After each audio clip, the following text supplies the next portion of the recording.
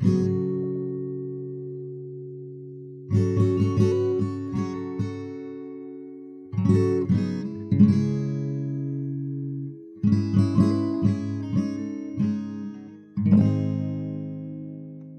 times in past episodes of this podcast, especially when discussing things like globalization, I've mentioned a broad governmental system called a liberal democracy. And this system of governance, sometimes also referred to as Western democracy, though I would argue that title is less apt today, as this organizational model is used worldwide, not just in the traditional Western world. But this model is particularly relevant within discussions surrounding topics like globalization, because it's so widespread. Liberal democracy as a broad governmental concept has mostly kicked the ass of all other governmental models post-World War II. Part of the reason we have globalization, the interconnectedness between nations worldwide, on the scale that we have today, is that a huge percentage of the governments on the planet are willing to play ball according to the guidelines set down by these liberal democracies. Their model of doing business is just really solid compared to other models we've tried. So there's plenty of incentive for even outright dictatorships to act like liberal democracies when it comes to their outward-facing trade goods and diplomats and things of that nature.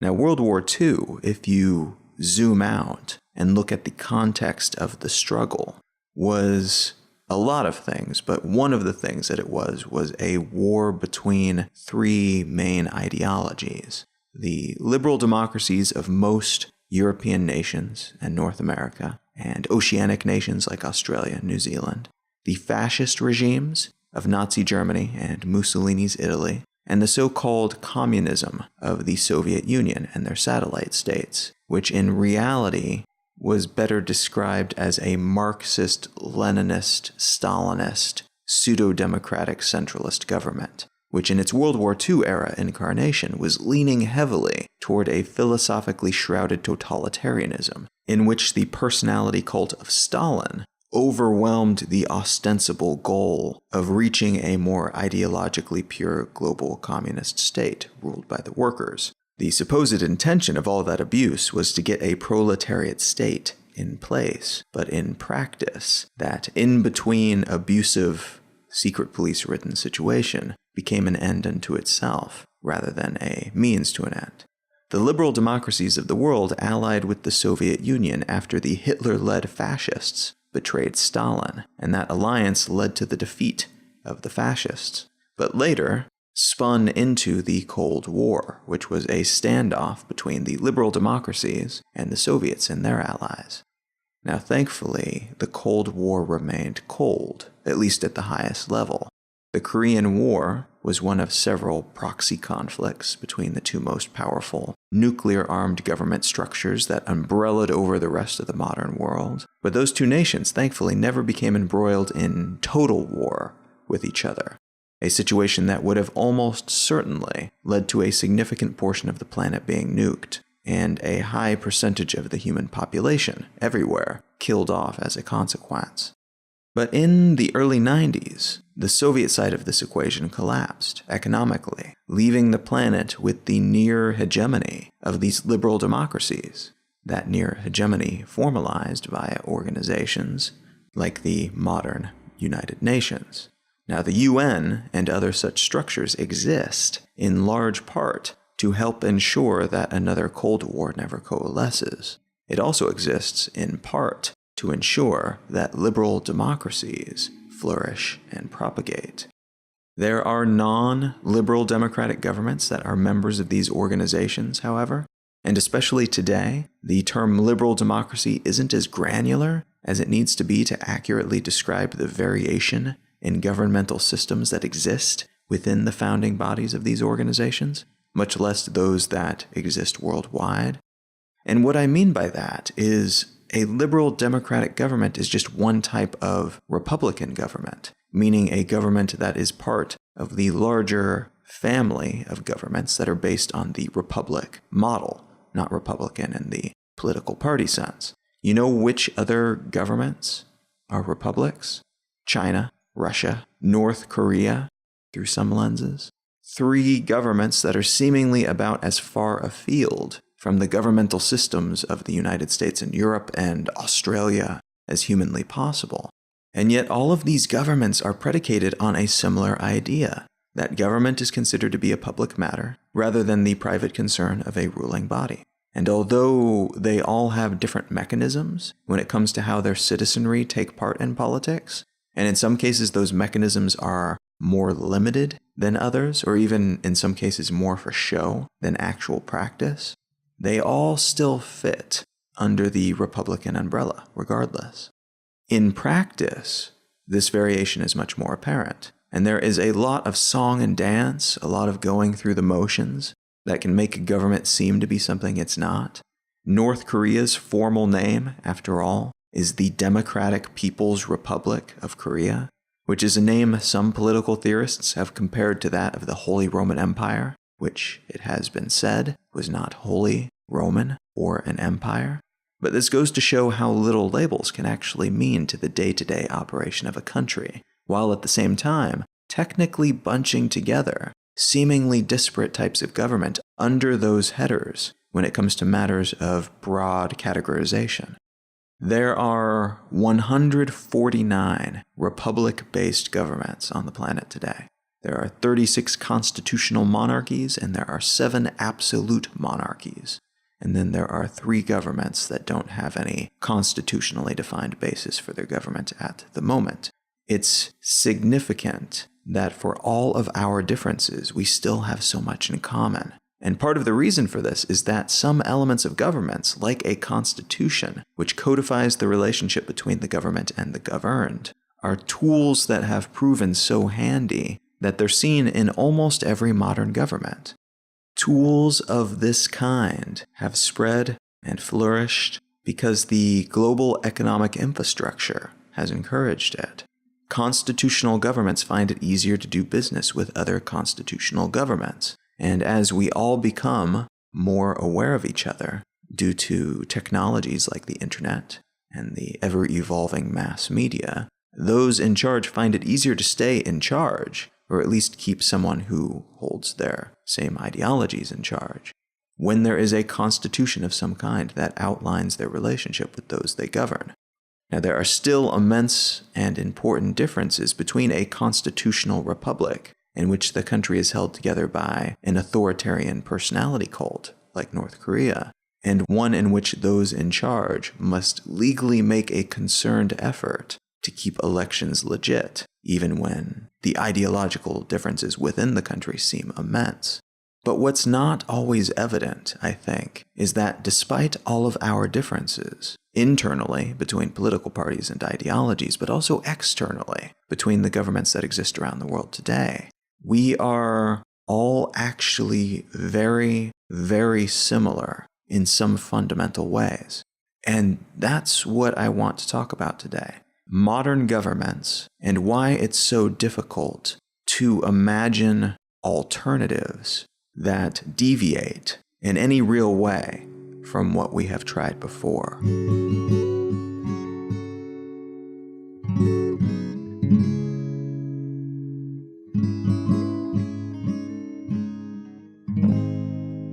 You are listening to Let's Know Things. I'm Colin Wright. Let's Know Things is an independent listener-supported show, which means that it is brought to you by you. I typically do have some sponsors for each episode, which are carefully selected to ensure that they are things that I would be recommending anyway, but which help me continue to produce this show by presenting them here to you. Today, though, I want to focus on one of the more direct mechanisms that I have of funding this project, and that is the Patreon for the show. If you go to patreon.com/letsknowthings, you will see what I'm talking about. If you're not familiar with it, Patreon is a website that allows you to essentially connect directly with your listeners or readers, whatever the project happens to be, and it allows you then to be funded directly by your audience rather than having to go through intermediaries or to take out ads. At some point in the future, I would love to go completely ad and sponsor free. We're not quite there yet, but at the moment, one of the best mechanisms I've found for moving toward that goal is Patreon. In addition to essentially allowing you to contribute however much you want each month. It makes it really easy to do. It also gives me a way to connect with you guys more directly. There are discussions that take place over there. There's additional content that I produce each month to keep the conversation going and hopefully add some additional value, things that I think are interesting and worthy of discussion. But you can also get some additional bonuses, including an ad-free version of the show, and depending on which tier you come in on, you can get some books that I've written as well. So if that sounds interesting to you at all, if you would like some additional interesting things each month, if you'd like to participate in discussion with me and other listeners, if you would like to perhaps get an ad-free version of the show or maybe a book or two, consider stopping by patreon.com/letsknowthings. Contributing via other mechanisms like PayPal or like Venmo are also super welcome and very appreciated. These are other means of contributing directly. You can find out more about that at letsknowthings.com and click on the contribute page. Any and all support, whatever shape it might take, is very much appreciated. Thank you so much for helping to make this show possible. I enjoy the hell out of putting it together each week, and the fact that I can take more and more time each week to do it because of those contributions means the world to me and makes all the difference. Thank you very much. All right, let's get back to the show.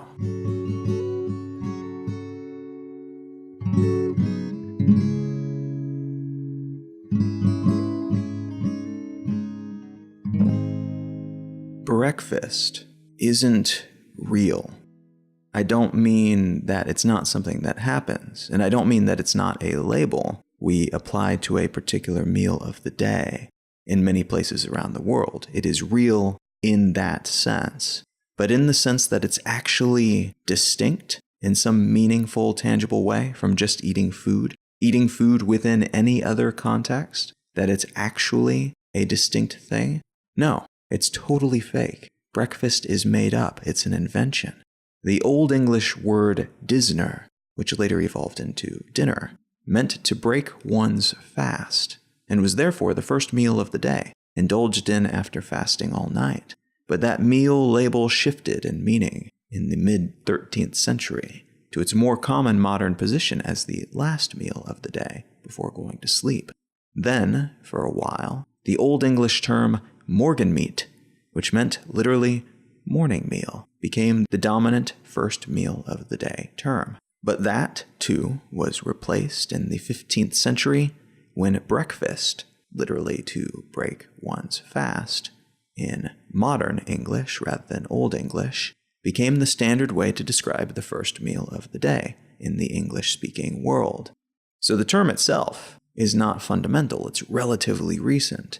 But the meal, the act of eating a meal in the morning and what we eat as part of that meal, these are also quite recent inventions and nowhere near universal.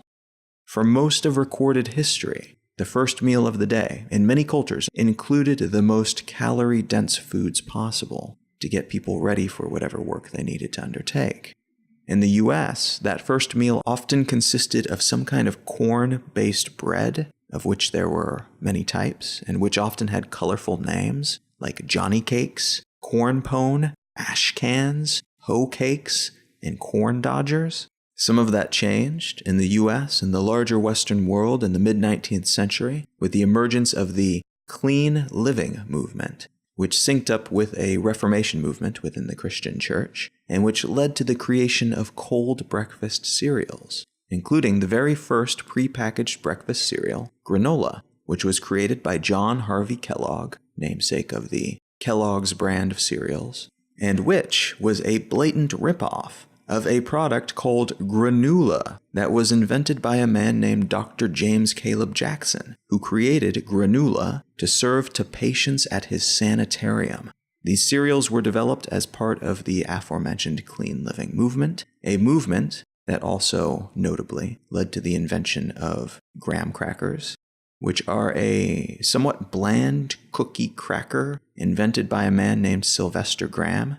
Graham preached about living healthily, making your own bread, and following the Christian God's natural laws, which in his mind included things like bathing regularly, brushing one's teeth every day, avoiding all spices and excitement of any kind, eating a vegetarian diet, and never, ever masturbating. or having sex for anything beyond the purposes of procreation. So some of Graham's ideas stuck, some didn't, but his movement, which evolved into a kind of very clean Christian offshoot cult called the Grahamites, were part of the same clean living movement that led to temperance laws in the US, graham crackers, and the preponderance of cold breakfast cereals that emerged in the years following his rise. But even back in those days, for context, Graham died in 1851, breakfast still wasn't the creature it eventually became. The idea that there were 3 meals in a day wasn't a given. In most cases, one's breakfast was a bit of food you maybe gobbled down on the way out the door to pack in some calories before the workday began. It was something to keep you sated until your actual meals later in the day. And throughout history and around the world, the idea of meals weren't really a thing. Romans considered it to be most ideal to have just one big meal every day, and some Native Americans ate smaller portions of food throughout the day. The concept of a meal just didn't make sense for their culture and their lifestyle. Where meals were a thing, the 3 meals a day concept became more standardized when work became more standardized, and that happened en masse during the Industrial Revolution. Suddenly, folks had to be somewhere from one time period to another, usually with a break in the middle. That routine led to the formalization of breakfast before work, lunch during that break at work, and dinner after work. The most modern iteration of breakfast here in the US took shape during World War II. In 1944, General Foods launched a campaign for their Grape Nuts breakfast cereal that oriented around the concept and slogan that breakfast was the most important meal of the day, which is where that whole idea came from, an ad campaign for a breakfast cereal. Other slogans like "Eat a good breakfast, do a better job" followed, and this campaign reinforced the concept of breakfast as a vital meal that you sit down to eat within the American zeitgeist. Even though the solid science that they claimed to have to back this idea of breakfast being vital was non-existent, there are still many people today who will tell you with an air of authority, based on that cultural knowledge passed down from parent to child, that breakfast is totally vital for their health, something that, again, has never been shown to be the case scientifically, and has absolutely not been the case historically. So, what are we to learn from this? First, there have been some bizarre cults here in the US, and those cults have often had long-lasting effects on our perception of things. And also, graham crackers seem like a really weird thing to keep selling once you know they were invented to essentially keep people from masturbating. Second, breakfast as a concept isn't as concrete and real and natural as we might think. It's a relatively new invention, and the perception that we have of it, of what people eat for breakfast, of when it's eaten, and if it's eaten at all, and that it's a normal part of the day in the first place, have all been invented and marketed to sell us things and make us better factory workers. Third, because breakfast is less fundamental than we might have thought, we are liberated from prior expectations of what breakfast entails, if anything. We can eat it or not. We can eat it while sitting down, as with an actual meal, or we can eat it in transit on the move. We can eat cold cereal. We can eat beans in toast. We can eat aloo paratha, which is an amazing Indian dish that's like an unleavened bread stuffed with potatoes and a spiced gravy. I ate aloo paratha almost every morning when I lived in Calcutta, and I remember how bizarre it felt to be eating something that at first felt like it should be a lunch or a dinner dish for breakfast. But breakfast can be pizza or hot wings or whatever you like. It's whatever you want it to be, including nothing at all. You do not need to organize your mornings around breakfast and view your world through the lens of a made-up organizational mechanism. Breakfast is an illusion. We can make of it whatever we please. Now, I bring all of this up not just because breakfast is interesting and graham crackers are weird, but to demonstrate how often we take things like this for granted.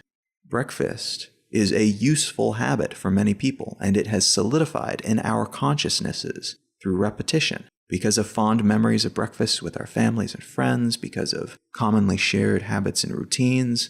After years of having breakfast as something that you eat, or in some cases maybe you define yourself in part as someone who doesn't eat breakfast, this meal can seem as real and as inevitable as thermodynamics or gravity.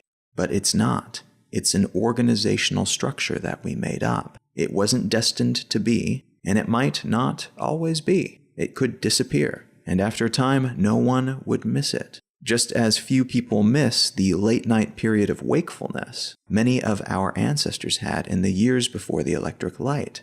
This concept was lost with the dawn of industrialization, but for most of history, writings indicate that folks would wake up in the early morning, sometime in the neighborhood of 1 to 4 a.m., and would lay there and think, they would read, they would pray, they would have conversations with their partners, or they would have sex with their partners. This was a normal rhythm of life, to wake up early in the morning for like an hour or two, get some stuff done, and then go back to sleep. It was an organizational system for their day, but it drifted away without leaving much evidence of itself, short of all the mentions of it in the writings that were later documented and written about by Roger Eckerk, the author of a book in which he describes this lost time apportioning system that became obsolete in the age of cheap light, later bedtimes, and more rigid work schedules. Breakfast is a useful introductory concept for the topic of government, because for some people, the idea that breakfast isn't real in the sense that we might assume it's real can be a little bit uncomfortable, even somewhat disturbing. It's awkward imagining the non-reality of things, the non-concreteness of things that we have always considered to be solid, to be unmoving, inevitable aspects of life.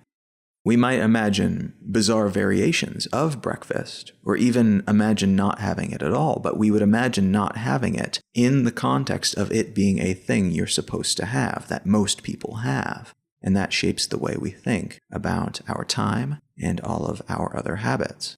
So if that discomfort is the effect that thinking about a meal can have on a person's psyche, it's maybe easier to understand how difficult and disconcerting applying this same way of thinking to other structural frameworks in our lives can be. Structural frameworks like, for instance, our governments.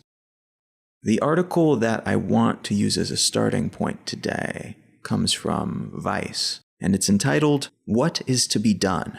It is time to consider alternate systems of governance." This is a piece that goes in a few different equally interesting directions. One facet of it is kind of a summary of who the author is, explained via a few quick tales about his recent history. The author, Barrett Brown, recently got out of prison, where he landed due to his association with the hacktivist collective Anonymous, though his connection to them is somewhat tenuous these days, as he claims to have broken formal ties with them in 2011. But regardless of the truth of that statement, he has been charged with helping spread leaked information online through his website, Project PM, which is essentially a WikiLeaks that focuses on leaked information related to the inner workings of the military-industrial complex. In December of 2012, Brown was indicted for his sharing on his website a link to data that was stolen via a hack from the private intelligence company Stratfor. And though the hacker who stole the information, Jeremy Hammond, pleaded guilty and received a maximum of 10 years in prison for his crime, Brown pleaded not guilty and faced up to 45 years for sharing that link on his website. Brown has been involved in various ways with many other high-exposure hacks and aspects of cybersecurity and online transparency movements over the past decade or so. He's also a journalist who has published tons of work on these and related subjects, and on how the online world and software intersect with society and what that means. So part of this article covers that side of things, who this is, and why this person is talking about what he is talking about. And so that unto itself is pretty interesting. Another facet of the article, though, is a discussion about the current status of our government here in the US, and what he sees as convenient and important lies that are told in order to perpetuate the system that we've been building. He also addresses some of the main structural flaws in that system. From the article, quote, "It has become more and more difficult as the years proceed to maintain the fiction that the American Republic is fundamentally sound. An associated myth that the great majority of the American electorate are decent people who are entirely capable of overseeing the single most powerful apparatus in history has also become less viable. The establishment, as we may as well join in terming it, has likewise lost credibility, for reasons ranging from nonsensical to inarguable. The end result is a crisis of moral authority, and even of amoral authority. This is a society that cannot even produce a proper strongman, but it can certainly produce a disaster for ourselves and for the world. And so that we can place the idea of disaster in its proper context, recall that the baseline of 21st century America involves a sort of constitutional police state with unprecedented incarceration rates, increasingly militarized law enforcement, an unaccountable intelligence community with a long history of unconstitutional behavior, and a judicial and legislative culture that, all told, has officially rendered tens of millions of Americans criminals via prohibitions on drugs, prostitution, and gambling. Meanwhile, due to unchecked growth in federal statutes of extraordinary broadness, it has been convincingly estimated that the average American unwittingly commits 3 felonies a day. This is a country that can continue to exist above the level of a fully mobilized gulag state, only to the extent that its laws are not actually enforced." End quote.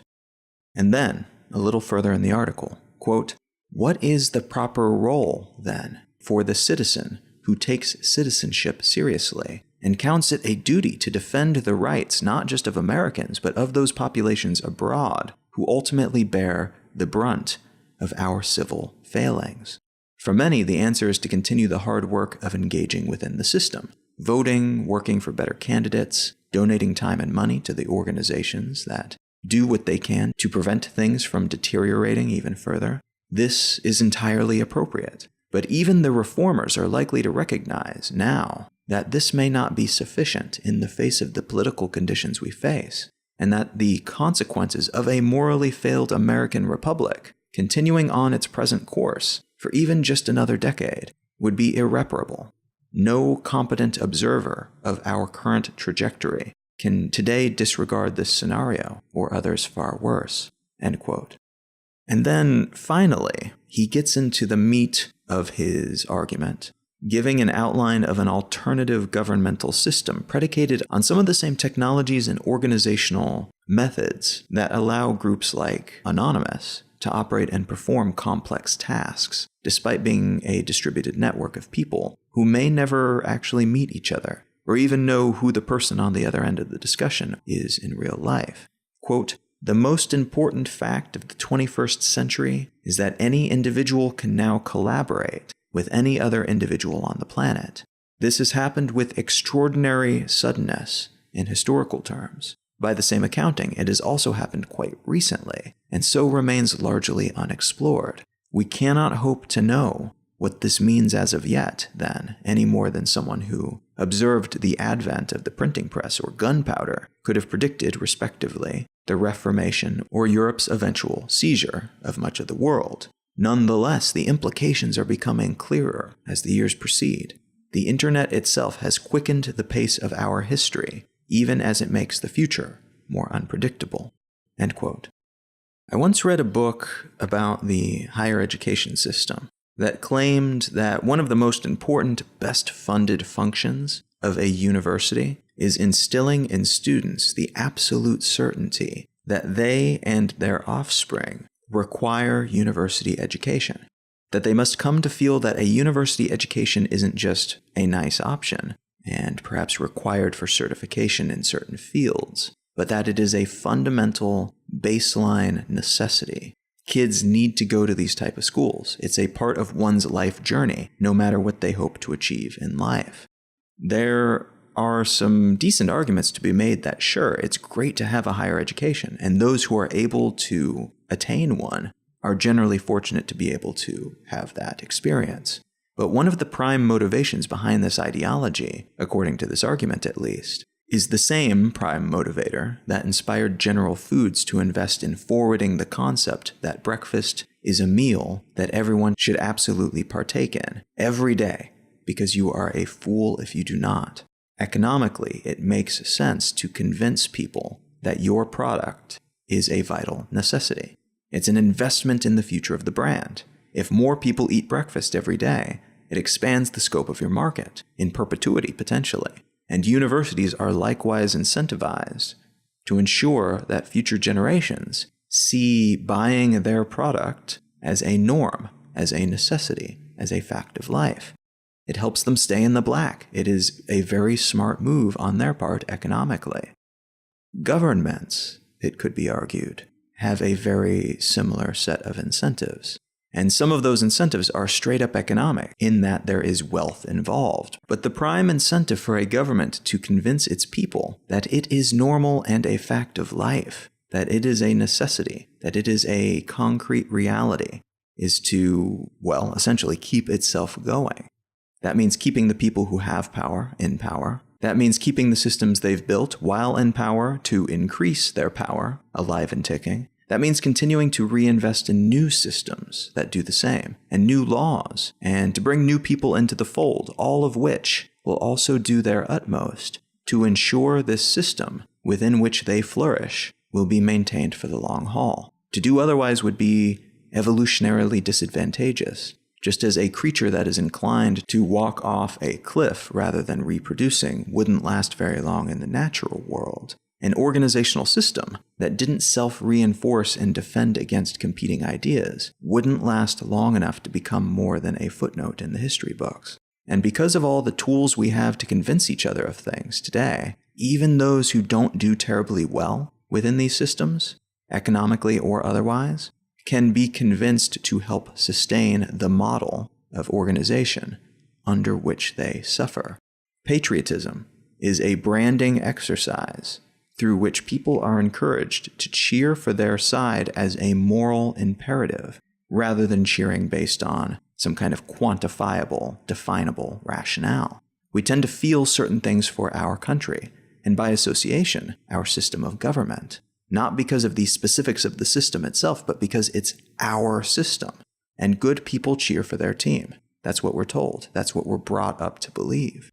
And although some people do cheer with a more clear-eyed purposefulness, it's incredibly difficult to distinguish between those who see through the emotional influence of patriotism and cheer for other quantifiable reasons, and those who have succumbed to that emotional influence and who don't realize it, but who are still able to come up with convincing justifications for why they feel that way post hoc, to explain to themselves and others why they cheer. So they already know they're going to cheer, but they come up with justifications for why, to explain why they feel that way after the fact. All of which is to say that, like breakfast, governments are not real. They are made up of very real things, of very real people, of real infrastructure, of real pieces of paper upon which laws are written. They're made up of real wealth, but they are imaginary in the sense that they are actually just organizational structures we have come up with to label all that stuff and to decide how we separate it from everything else that is not part of our governmental aegis. So what is breakfast food? It is food that we have made different from other food by applying a label to it, and thereby deciding that we would mostly eat it at a certain time of day, and with certain associations and expectations surrounding it. But in every real tangible way, it's just food, like any other food. Then what is a liberal democratic government? It's a collection of people and things that we've drawn borders around and that we keep from bumping into each other by using a system of incentives and laws. Our collection of people and stuff are the same as any other collection of people and stuff, except for those labels. And we operate according to those incentives and laws because we believe the labels are real. Because we believe breakfast food is meant to be eaten at a certain time of day. Now, I don't want to imply that any of this makes the consequences of different governmental systems any less real. Calling something dinner instead of breakfast often has consequences. We tend to eat it far later in the day. And deciding that a collection of people and stuff operates under a Soviet-style authoritarian regime will still result in the deaths of huge populations of innocent people who refuse to toe the party line, or who are part of an unfavored ethnic or religious group. Gulags are very real, with very real consequences for the people in them. And as a result of that, as a result of these very real consequences of the made-up organizational structures that we adhere to, these invented organizational structures are the closest made-up non-tangible thing that we have to a physical law, in that what is decided within these systems tends to happen because everyone agrees to act as if these things are real. So, seeing them for what they actually are, which is fake, while still being aware of their de facto reality, can allow us to acknowledge their density and the very real consequences of their existence, while also working their immateriality into our thinking, into our considerations about what, for instance, might be done to fix the problems that exist within these structures. Now, as I mentioned in the introduction to this episode, the majority of the planet, as of today at least, utilizes one main foundational structure for their government, that of the Republic. There are huge differences between a place like North Korea and a place like New Zealand. Their governmental specifics make life vastly different for the people who live within their borders. And the division of power between the ruling class and the citizenry is barely comparable in terms of the metrics we might typically use to gauge such things. But that said, comparing these two governments is a bit like comparing two vehicles you're thinking of purchasing. If you line up all the governments that are based on the Republic model, you end up with an array of analogical buses and station wagons and motor scooters and SUVs. And these vehicles will be all the colors of the rainbow, plus some that are like neon or sparkly or so dark that they absorb all light that touches them. And if you just look at this collection of different vehicles and all the colors that they have and all the shapes and sizes, it looks like a great variety, right? But at the end of the day, they're all still vehicles. They all still move people around, ideally over roads. They all have some kind of seat for people to sit on. They all use internal combustion engines for locomotion, and those engines spin the wheels that they all have to make the vehicle move. There are a lot of differences between these models of vehicle, but fundamentally, they're all variations on the same. And I would argue that the same is true with the governments that exist today. Republics especially, but even those run by constitutional and absolute monarchies. They all have a governing body of some kind. They all have police and security and armies. They all have economies that operate in slightly different ways in the details, but fundamentally it's people producing things of value and exchanging them for other value within the country and externally. They all have different ways of enforcing laws. They all have different incentives to keep people towing the line. The fact that all of these governments can exist alongside each other means that there are enough similarities for coexistence to be feasible. Even the World War II era governments, all poised to attack each other, due in large part to their philosophical differences, had far more in common than they had differences. The differences were incredibly important, but they were primarily of the different colored paint job variety when it comes to the vehicles that we're looking at, or maybe a different number of seats, a slightly different form factor. Structurally, they all operated roughly the same. A ruling class, a system of laws and incentives, a citizenry down below, an economic system that generated wealth based on the labor of those citizens, and so on. I feel like I should mention here that when having this type of discussion with another person, it's often valuable to identify what type of conversation you're actually having, like what level of discussion you're having. If you're talking about issues with, for instance, police violence or gerrymandering or political corruption, those can be deep issues, but they're also relatively superficial compared to other types of discussions you could be having. And they warrant solutions that exist within the current governmental context, meaning it's not terribly helpful to present the idea of fundamentally changing your entire system of government to solve a problem that should be solvable within the confines of that existing structure, within the current government model. On the other hand, if you are discussing issues related to a fundamental rearranging of how we live, of how we organize, of how we generate and share value, that is a topic that allows you to get a little weird. That encourages you to think outside the existing system, because that's where actual solutions are more likely to be found. So it's a good idea to establish that when you have this type of conversation. Otherwise, you might seem like some kind of crazy revolutionary who's going a little too far when all you want to talk about is the differences between political parties. But thinking outside of your current governmental system really isn't easy. It's a bit like living on a small flat island your entire life in some kind of pre-boat era, surrounded by oceans and trees, and trying to imagine mountains or volcanoes or lakes filled with liquid hydrogen, or virtual worlds in which you can exist without a body and have 18 senses, each of which have nothing to do with the senses you have in the physical world. Would you even have the language to describe what you're trying to imagine? Would you have any reason to have the language for such things? Would you be capable of imagining the consequences of living on an island that had lakes filled with liquid hydrogen when you'd never encountered anything even roughly corollary to that type of feature? Lacking any experiences even distant related to such things, how do we discuss what we're trying to imagine? How do we discuss things beyond what we've already experienced? This is similar to the problem anyone who tries to imagine a truly original organizational system for humanity, or a piece of humanity, runs into.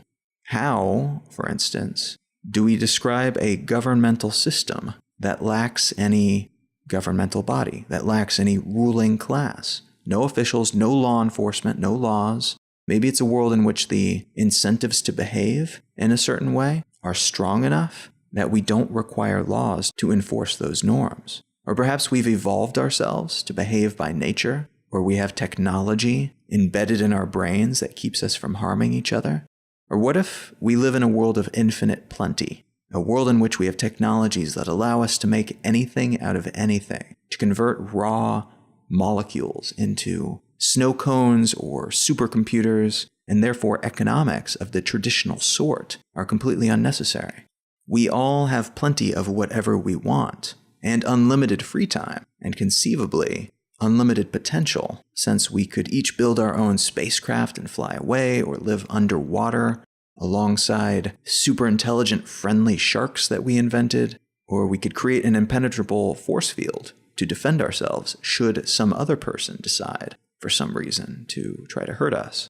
How about a world in which we exist most of the time in a virtual space, and that virtual space is so compelling, so wildly entertaining and informative and interesting and amazing on every level beyond what we could ever hope to achieve in the real world, that the real world becomes kind of like a hospital or even a filing cabinet where we're all plugged in with just enough food and water flowing into us to keep us alive while we live our real lives digitally. Maybe we're just brains in jars at this point. And further, what if automated systems manage our real bodies, allowing us to be completely unconcerned with the real world, should we choose to do so? And although we exist as a community online, one in which no one can, by the very nature of the network, harm each other, those who choose to exist outside of that digital world and tangible reality are left to fend for themselves in a world in which all the resources are being completely 100% utilized to keep these sleepers, or these brains in jars, logged into the network.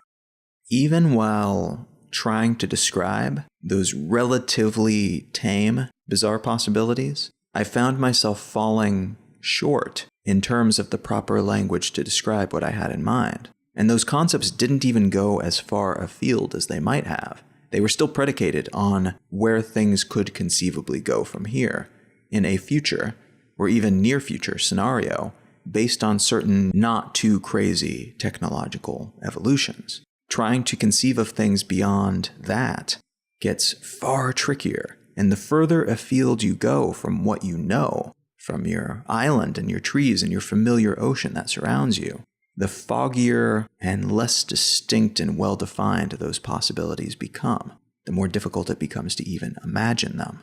So in a world in which our trees and ocean are governments that look something like what we have today, and in which the governments we have in place are set up in such a way that they self-propagate and promulgate, not just trying to sustain themselves, but also generally to spread themselves, as that tends to increase the chances that they'll survive longer. It is rare in that type of situation that we have a real discussion about actual fundamental changes to our governing system. Not just about the possibility of a shift in the existing paint job, but a fundamental change to an entirely new thing. Rather than our blue minibus becoming a yellow sports car, maybe it becomes a cloud of quantum entangled particles that can teleport us as information to a location across the galaxy in seconds. That type of change, an adjustment or wholesale rebuilding of the very structure of such a system, is uncomfortable to conceive of. And it's almost inconceivable. It's weird to think about and tricky to explain.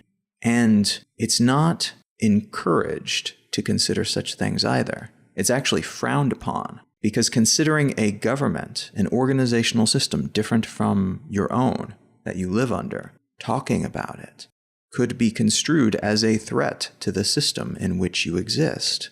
In a very real way, you're discussing the death of a super entity made up of millions or perhaps billions of people, and replacing it with something new.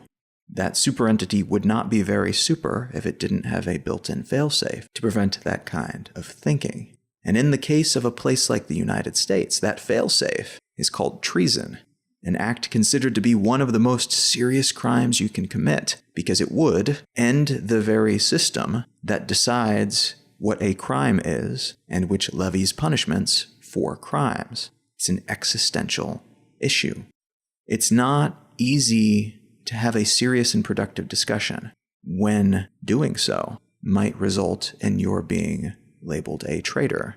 For what it's worth, I happen to think we've landed on a fairly decent governmental system, all things considered, in the modern US. It's wildly imperfect in many ways, but the fact that I can say that, and could even get more explicit, listing the many, many complaints I have about how it runs and operates, is already a leg up from some other modern governmental systems in which I would be jailed or killed for doing the same.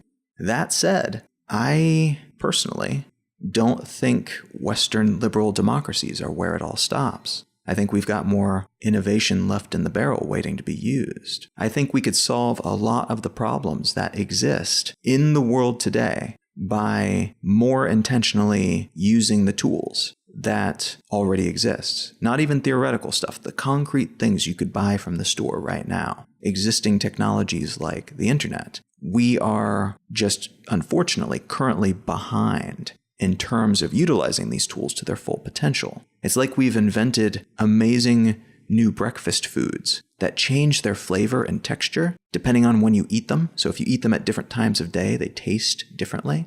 But we are continuing to only eat them in the morning because that is when breakfast is eaten. That's how our system works. We're adhering to old systems and not making use of new inventions. We have wonderful new materials to work with, but the same old made-up organizational structure is determining how we use them.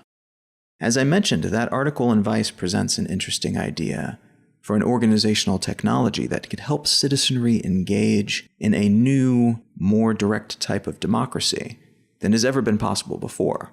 This is another example of a new coat of paint type of solution, but it is a step in the right direction. Talking about this type of solution and trying it out even, I think, is a good idea. The tech itself could be an absolute nightmare. It could be that we're better off with an imperfect organizational system of governance than with a perfect software suite that allows us to self-govern really, truly badly. But it may be that such a technology would serve as a stepping stone to something better, something that we can't see now because we don't have the language to describe it, or the creativity to conceive of it, or the tools to make it a reality, but which might become clearer and easier to see and more attainable, realistically, if we changed our perspective a bit, if we applied a new coat of paint to the existing vehicle. Concepts like a guaranteed basic income are similar to this, in my mind. It's a bandage in that it props up our existing system, rather than serving as a wholesale change, as something truly new, but it makes our existing systems more resilient and flexible, so we can move a little bit further in a few different directions. It's a solution that, if it worked, might give us the option of trying out some new shapes and sizes and colors for our vehicle before we move on to something radically different. Or to try out a completely different analogy, it might plug some of the leaks that many people can see growing in our current governmental roof so that we can wait a bit longer before having to decide whether we should repair that roof or move to a new home or learn to do something completely different, like live underwater. I don't know that we'll ever change the governmental status quo in our lifetime or ever. I do think that learning to pick apart fundamentals, things we take for granted, is a valuable skill and habit, even if it's uncomfortable sometimes. And I also think it's a good idea to at least attempt to evolve our existing systems to allow for more of this type of discussion to take place without consequence, so that we can better envision what our next steps might be, without worrying that just by having that conversation, we might be considered by some to be traitors. We need our systems to be resilient, but they shouldn't sacrifice our overall well-being to achieve greater resilience for themselves. Or said another way, we shouldn't allow the current system's built-in survival mechanisms to keep us from taking our next big leap to a potentially superior system. Just as we are unlikely to have ever developed computers without having first developed things like metal smelting and electricity, the systems in which we operate today are building blocks that will help us climb up to some next level. They are necessary rungs on a ladder.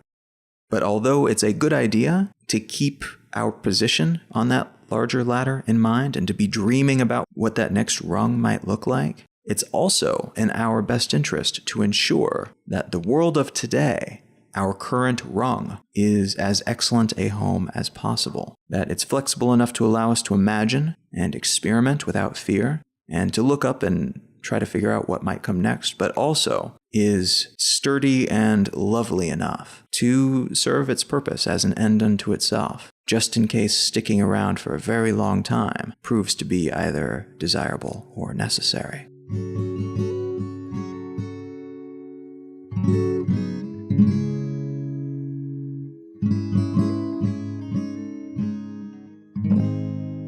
Let's Know Things is an independent, listener-supported show, and one of the best ways to help support this show is to go support us on Patreon. If you go to patreon.com/letsknowthings, you can very easily set things up to contribute a set amount per month, however much you like, however much you feel comfortable contributing. And in doing so, you will also gain access to an ad-free version of the show, discussion with other listeners and with myself about various topics, other random additional content, things that I think are interesting that I share with the group, and depending on which level you come in at, you might also get a book or two. That's patreon.com/letsknowthings. There are also tons of other ways to help support the show. You can find out more about that at letsknowthings.com/contribute. But I wanted to feature the Patreon page today because that's proving to be one of the most interesting and compelling to me, because it does give me the ability then to interact with some of the folks who are listening to this show, which has been a whole lot of fun. A huge thanks to everyone who's contributed in any way, shape, or form already. I very much appreciate that. The book that I'd like to recommend today is by Seth Stevens-Davidowitz, and it's entitled Everybody Lies: Big Data, New Data, and What the Internet Can Tell Us About Who We Really Are. This is a relatively short book, but it is packed full of interesting information. The concept here is essentially an overview of how we are now capable of crunching big data sets, big data being a collection of data points numbering in the millions or billions. So huge data sets that we traditionally, one, wouldn't have had access to, and two, wouldn't have been able to find much meaning in. But because of the dawn of things like the internet and Google search results and data that stems from those tools, but also things like artificial intelligence, narrow AI, that allow us to derive meaning from big data sets, we're able to take a look at these things and learn a whole lot about ourselves. And some of the information shared in this book is of the broadly sexual habits nature. And the purpose of that, I think, is to show how people might lie when giving data to somebody who asks them for a survey, or when even talking to their doctor or their spouse, but then their search results might show something very different. Anonymized search results, of course, but it still shows. Population-wise, you can compare data sets to show how many people are into certain sex acts, for instance, or curious about certain sex acts, how many people actually use condoms compared to how many people say that they do. And so showing the skewing of this data and our misperceptions about it, but also how different regions and different groups of people lie not just to the media, but in some cases maybe to themselves, to their loved ones, people who are very deep in the closet about a whole lot of different things.